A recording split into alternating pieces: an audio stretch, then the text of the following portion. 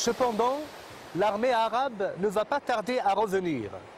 Alors Kahina décide de mettre le pays à sac en poursuivant ce que l'on appelle une politique de terre brûlée, espérant ainsi que les Arabes la laisseraient tranquille. Ce que Kahina ne réalisait pas, c'est que l'ennemi n'avait pas uniquement pour objectif la conquête territoriale. Fatigué et mécontent, le peuple conteste ce qu'elle a fait. C'est alors que Hassan décide d'attaquer. Voyant que l'armée arabe est aux portes de la forteresse, Kahina demande aux tribus de se joindre à elle.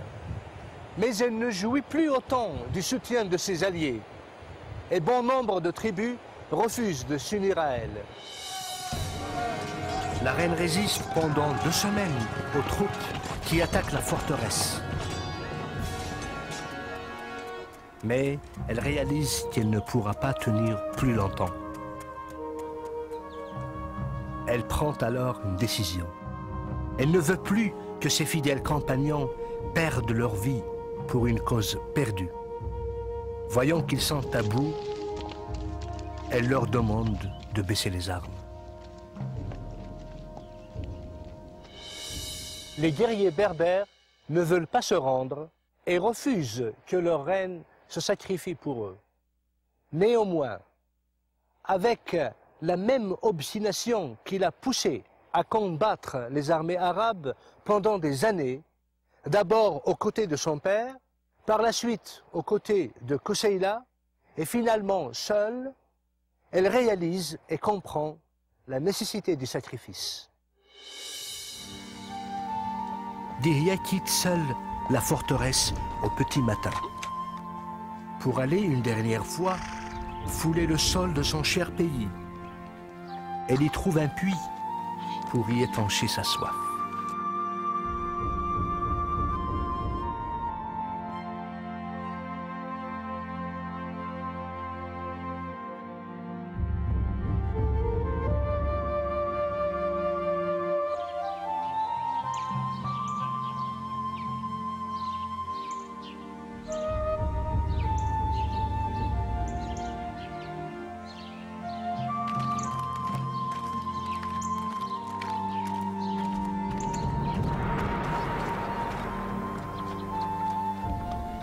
C'est là-bas que Hassan la retrouve.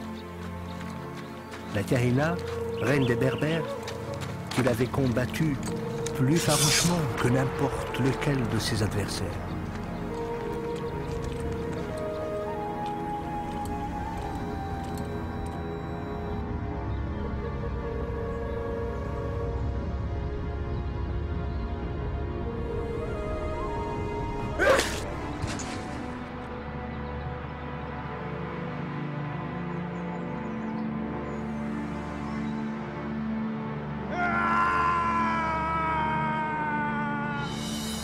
Ce jour-là, les Berbères pleureront la perte de leur reine bien-aimée. Ils avaient compris qu'avec la mort de Dihya, ils avaient perdu une femme de grande valeur, un vaillant chef, une femme dont le courage n'a d'égal que son cœur.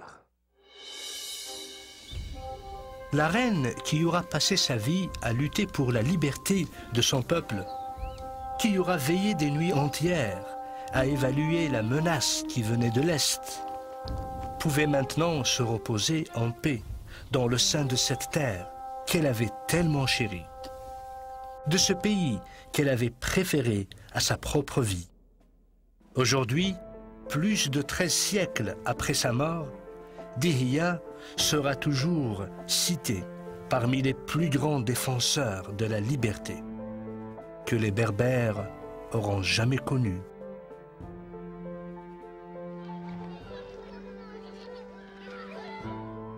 Malgré la victoire finale des Arabes, l'héritage de Dihya demeure vivant jusqu'à nos jours.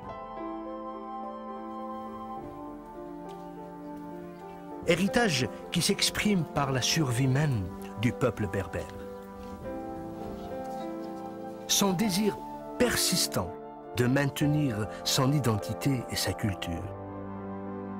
Sa langue, unique au monde, ses symboles, ses dessins, par tout ce qui fait de lui le peuple berbère. En émigrant dans un pays étranger, ils ont été facteurs de prospérité à la civilisation égyptienne.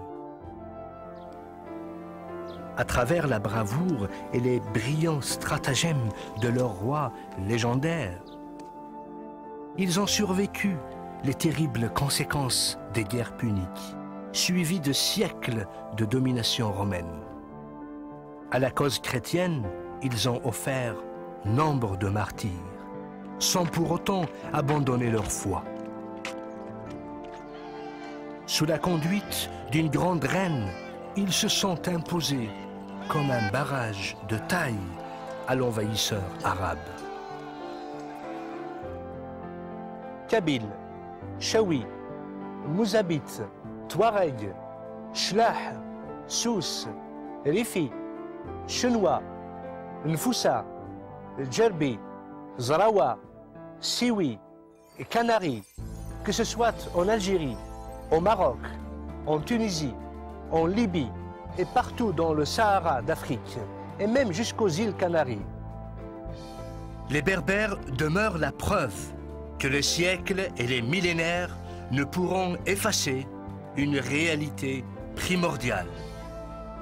Le fait que les Berbères sont et demeureront toujours des hommes libres. Imazéron.